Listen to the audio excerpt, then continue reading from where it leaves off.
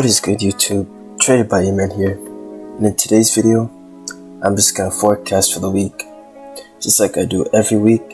If you want to see my previous forecast, you could go on my channel.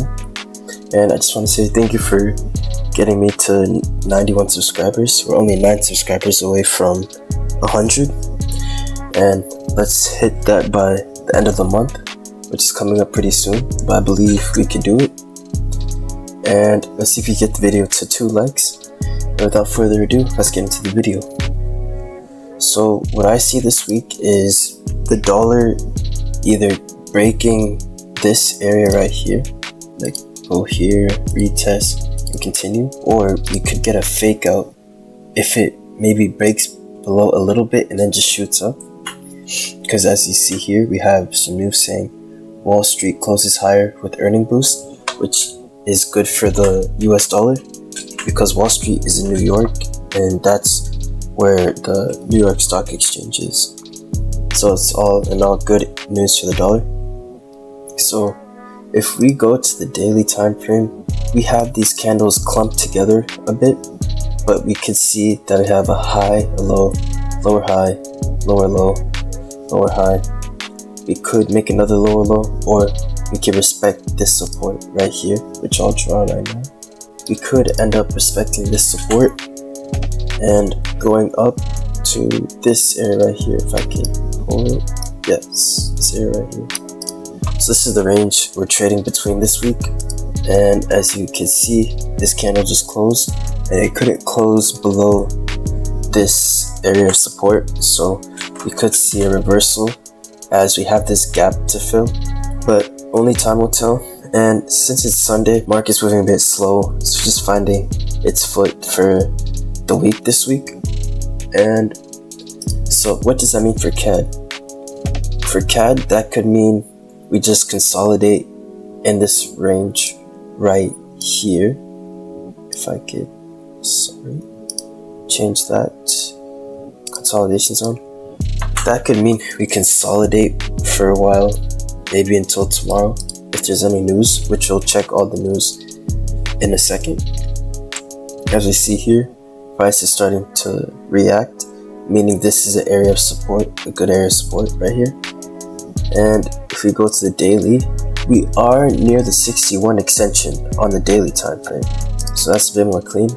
We are still in an overall uptrend, but for the past week, we have been in a downtrend right here, as you can see. So we either could come down to maybe this MA and disregard the whole fib setup here, or we could respect the fib and go to make this high maybe at the 0, or go to the 27 extension. Because as you see on this 1 hour timer, it looks like we're about to hold this support and keep going, or we'll go to this MA and then end up going all the way down here, and then maybe then getting a reversal to this key area right here. You can still see the downtrend on the 4 hour as well, so the ideally thing to do would be to take sales maybe until this support right here, and the 2 hour is in correlation with the 4 hour, and so is the 1 hour.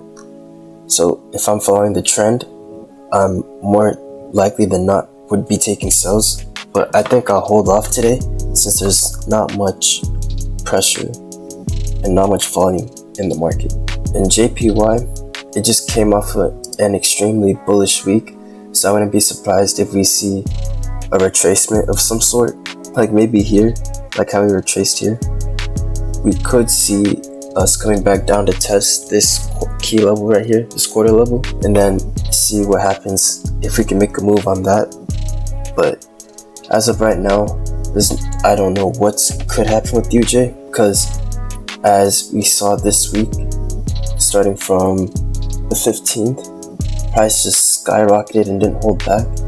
So depending on what news we get, it could either bring it down to retrace maybe to the MA, or it could continue pushing it up.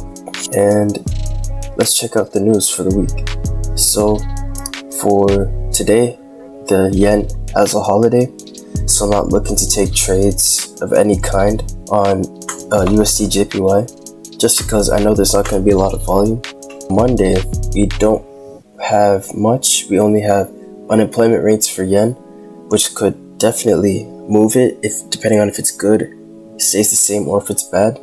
But you just have to stay tuned for that. On Tuesday, we do have some news for USD and CAD, GDP for CAD and employment cost index for USD that could impact those pairs as well. Wednesday, we have MPI for final manufacturing and ISM manufacturing, and we have job openings as well, and a lot of news for the US dollar, as you can see right here. Wow, because we got FOMC as well. Thursday, we have unemployment claims, which could definitely move all USD pairs. So this week is definitely one to look out for, as there's a lot that could happen, a lot of movement that could happen. And then Friday, wow, NF and unemployment rates, and some services PMI, and we have Williams, FOMC member speaking. So this week there's a lot that could be happening, but as of right now, market isn't doing anything, as market opened like 2 hours ago, so I didn't really expect it to move crazy.